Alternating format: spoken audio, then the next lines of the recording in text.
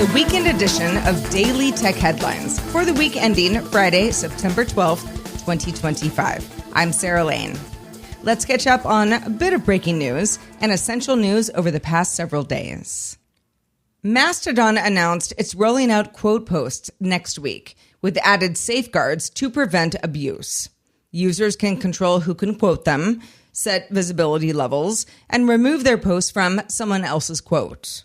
The feature will first arrive on Mastodon.online and Mastodon.social before becoming widely available in the 4.5 software update. Tether appointed former White House Crypto Council Director Bo Hines as CEO of its new US unit, which will launch a regulated dollar-backed stablecoin called USAT or USAT. The token is meant to complement USDT's $169 billion circulation and is slated to debut by the end of the year.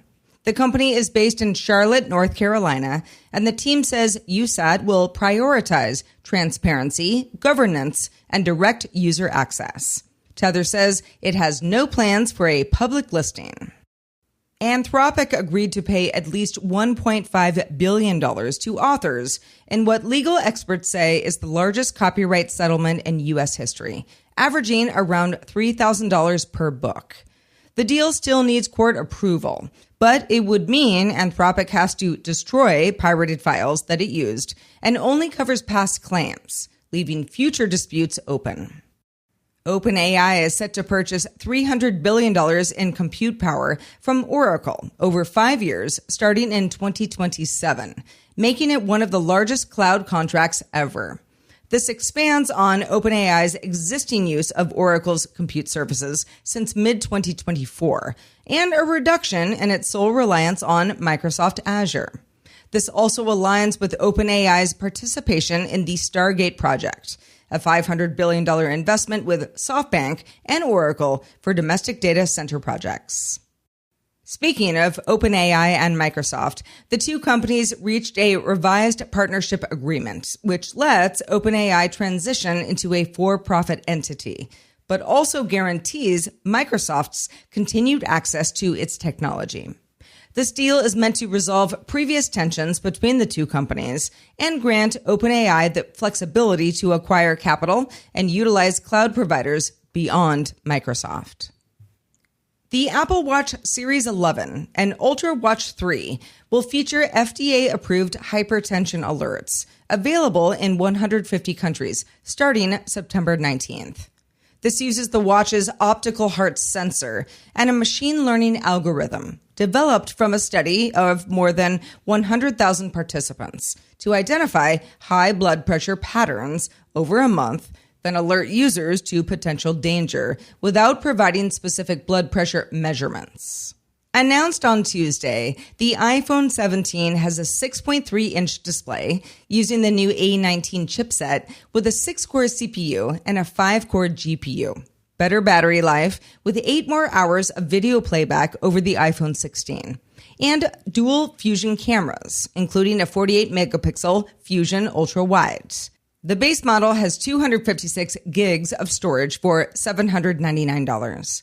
The iPhone 17 Pro is available in 6.3 and 6.9-inch models. A unibody design with antenna and Pro camera system runs on the A19 Pro chip and has a vapor chamber with deionized water for cooling.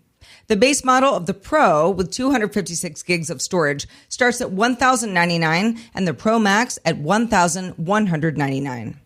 Then the new one, the iPhone Air. 6.5 millimeters thick, so very thin, with a 6.5-inch display and an A19 Pro 6-core chip, 5-core GPU, adaptive power mode for managing battery life, and eSIM. No physical SIM card option available on this guy. A 256 gig model starts at $999. Pre-orders are open now. Availability starting Friday, September 19th. On Wednesday, Meta and TikTok won a legal challenge in Europe's second highest court over fees related to the Digital Services Act.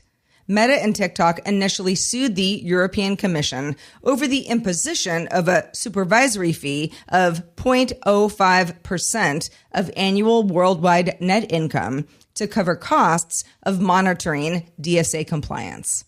The cost was calculated based on number of average monthly active users and a company's profits or losses in a previous financial quarter. Meta and TikTok both argued that the methodology was flawed and created disproportionate fees. The judges are giving EU regulators 12 months to redevelop the methodology, but don't have to refund the collected 2023 fees for now. For more analysis of the tech news of the day and the week, subscribe to dailytechnewsshow.com. You can find show notes and links to all these headlines there as well.